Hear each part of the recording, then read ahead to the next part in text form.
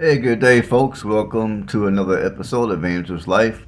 I hope everyone is having a wonderful day, evening, whatever that time of the day it is that you're watching this particular video. I am going to be driving through the town of Munfordville, Kentucky on this video. I mean, this is a small town, and I drove through it obviously, and you know, and I think it's a typical, how do I say it?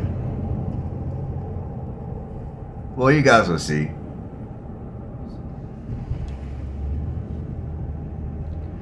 It's a typical small Kentucky town. I'll just put it like that. Which I'm not saying it in a bad way because I really don't know the people here that well. I mean, basically, I came through here, drove through here, and put this video together. I kind of did it at the last minute, a little before it was going to get dark outside. I mean, I wasn't even going to come here and do a video here, but just out of curiosity, I saw the name of the town on the freeway on Interstate 65, so I figure I would just get off the exit and come through here and drive around and see what I saw. I mean, this is the very first time I've been in this town. Never been here before, never had a reason to be here. So, I mean, honestly, I think this is a nice small town with a few, with plenty of hills. I mean, just like many landscapes of small Kentucky towns, I think this town does have a beautiful landscape. I mean, given that it's winter time, for some of you, it might be hard to imagine the beauty of these small Kentucky towns because, for one, it's still winter. A lot of your trees are bald.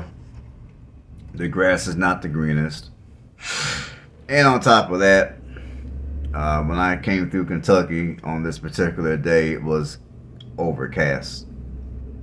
But, I can promise you that, during the summer months, when the trees have nice green leaves, the grass is nice and green, the sky is blue, the sun is out more, a lot of these towns I'm driving through, if you were to drive through these towns yourself during the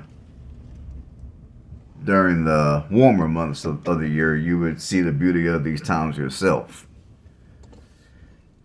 So anyhow, Munfordville, Kentucky, it's got a population of 1,660 people, so it's not a big town at all. And it has grown as of the 2020 census. This town has grown by 13.6%. So clearly a lot of people are moving here. And I would say most likely for good reason, because you probably got people that don't want to live in the larger cities. They don't even want to live in the larger, they don't want to live in smaller cities. They might prefer to live in a smaller town like this, which is kind of sort of out of the way, but at the same time, it's not too terribly far from larger communities. Like, you can get to Bowling Green, Kentucky from here in 45 minutes. Louisville, Kentucky is only an hour and 8 minutes from here. And within about a half hour, give or take, depending on traffic, you can get to Elizabethtown, Kentucky. So those are just a few places that you can get to that are within an hour. So, obviously, given that this is a small town, you're not going to have all your amenities here. You're definitely not going to have a whole bunch of entertainment, if any, here. But you drive 45 minutes, you got Bowling Green. You don't mind driving a little over an hour, you got Louisville. You drive a half hour, you got Elizabethtown.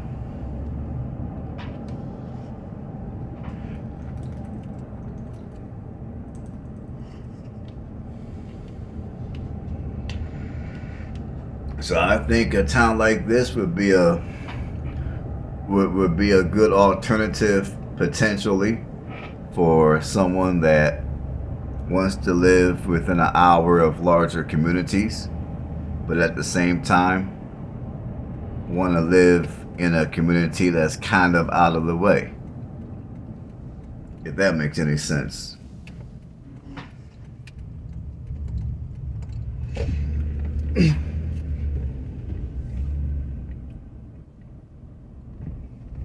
So anyhow, the median home price here is $103,300. And let me look up the rent prices here. Typically when I put these videos together, I make my notes and then I record. On this video, I'm just doing stuff on the fly.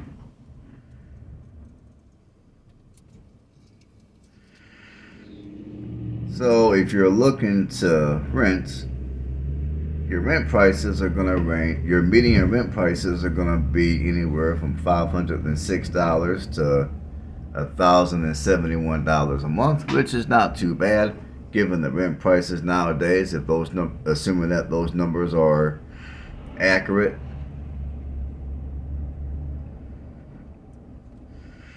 And as far as it goes for the people stats, I mean, you know, you got 90.3% white, 9.1% black, and all the other ethnicities that live here add up to not even 1% of the population. So for those that are looking for a diverse city or town, this is not going to be your place. Now, that's not to say that people here aren't going to treat you with any respect. That's not to say that people here are backwards. I'm not saying that because at this point, I do not know. Before I call a town backwards, I just need to know a thing or two about that town or about that area before I run off at the mouth like that. Now, we all can speculate that when you look at a town or a city that's got certain racial demographics, we can all, many of us can speculate, yeah, that might be a good place, it's diverse, or no, people are backwards as hell. But,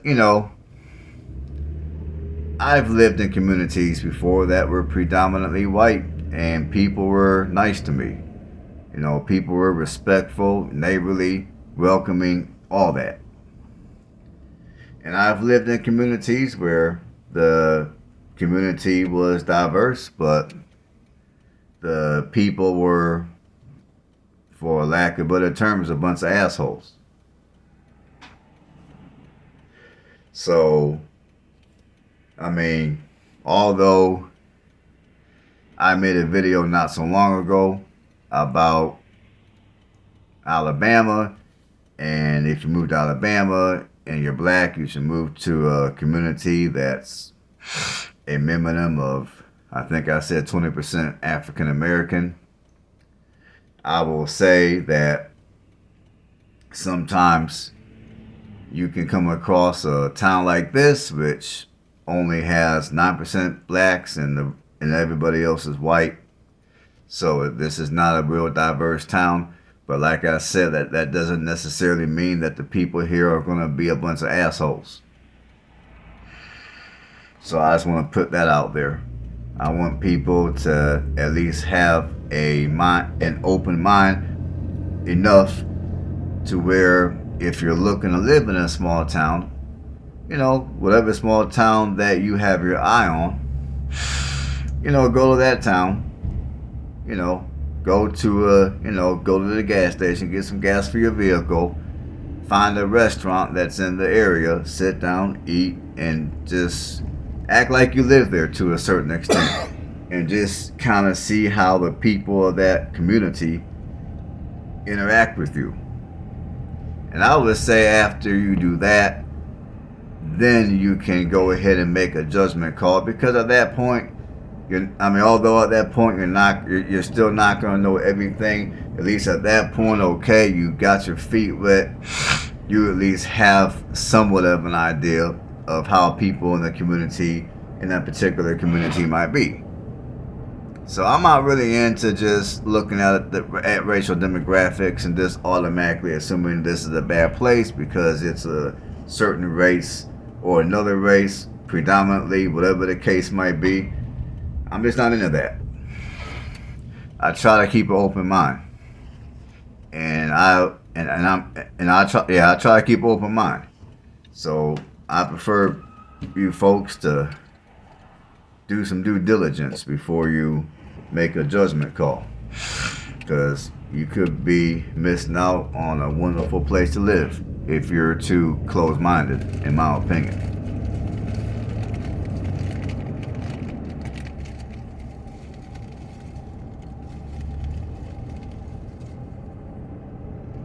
Let's see here.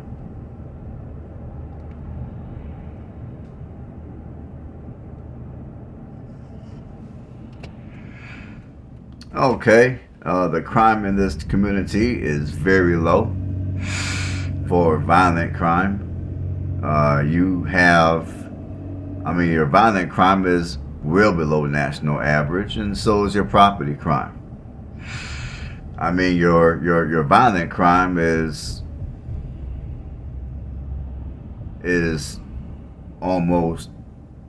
Your violent crime is just a little over a third of the national average. Your property crime is just under 50% of the national average. So, in other words, both your violent and your property crime are well below national average.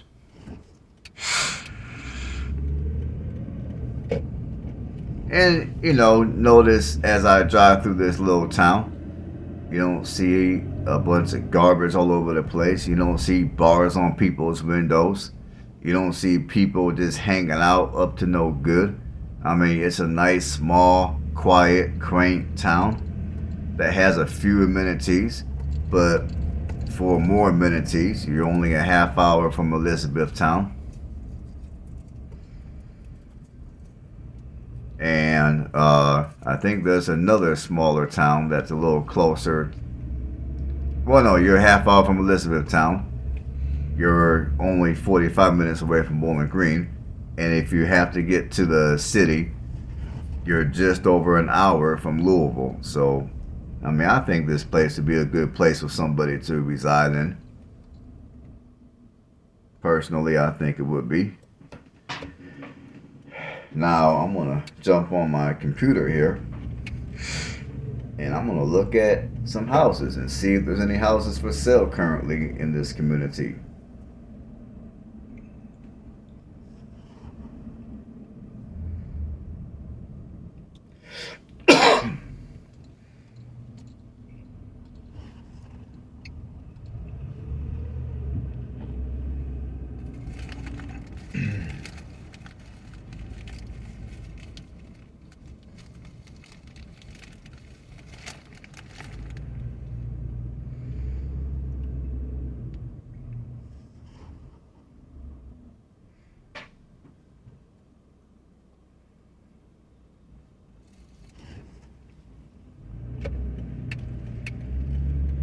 And I gotta say, and maybe maybe I'm just jumping the gun a little too quick, but I do gotta say, there's a part of me that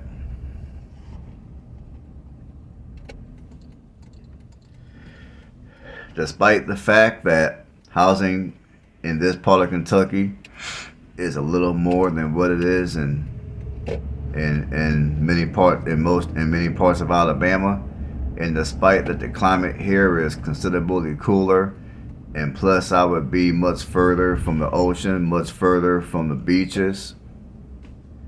I'm going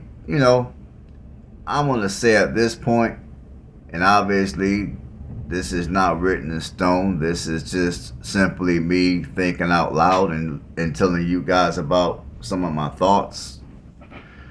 I can almost picture myself I mean, the more I make these videos and then I go on my computer and I look up all the data for these smaller Kentucky towns and cities, I mean, there's a part of me that, yeah, I can almost picture myself selling my house here in Alabama and moving up to one of these communities here in Western Kentucky. And if I did that, I mean, I mean, my thing is as long as the people were decent, as long as the community was welcoming, I think, honestly, once I got a taste of that again, I don't think I would care two craps about the weather or the fact that I'm much further from, the ocean and the beaches, or even the fact that housing prices around here would be a little more expensive compared to Alabama. Which means if I moved around here, I would most likely have to purchase a much smaller house, and my lot size would also be a lot smaller too. But honestly, if I came around one of these areas and people were decent, I mean, the community was decent, my neighbors were more neighborly, I think I can almost picture myself moving here. I mean, I'm not saying move to this town I'm driving through. I'm just saying in general, moving somewhere in the Western Kentucky area. I mean, now back in the day, I used to live in Louisville, which, I'm not like I told you guys before, I am not a city person, so I would never entertain moving to Louisville, or even any of its suburbs. But some of these smaller towns here in Western Kentucky that are within an hour of either Louisville or Lexington, I can almost picture myself moving to one of the. I can't even talk. I can almost picture myself moving to one of these communities. And if I did, I would, when it comes time for me to go visit my friends and my family in Indiana and Ohio, I would be a lot closer. I mean, rather than having to drive 10 to 14 hours go visit people up north, I would basically cut my driving. I would cut my driving time. I mean, honestly, I would cut my driving time in half. So that would be a huge advantage.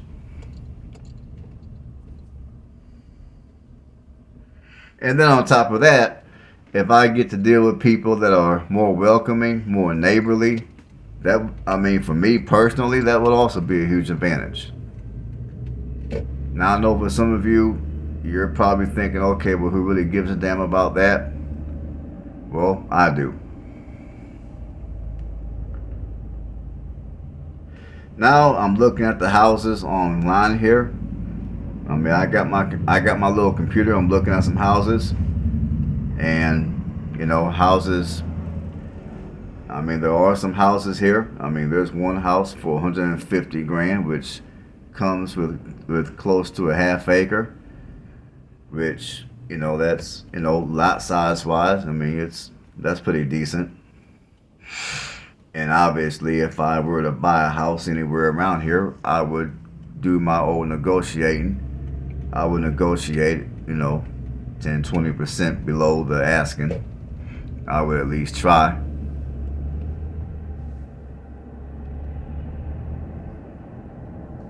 I mean, I would say if you have a couple $100,000, you can come around here and basically you can come around here and basically you would have a plethora of houses to choose from if you had a couple $100,000. But there's a few I see for less than $200,000, which honestly, I've driven by those areas, and they're not bad areas by any means of the imagination. All right, people, I'm running out of time here, so I'm gonna quit talking. And as always, thanks for tuning in and watching another episode of Andrew's Life. You guys know what to do. So until next time, y'all have a blessed one. I'll see you on the next one.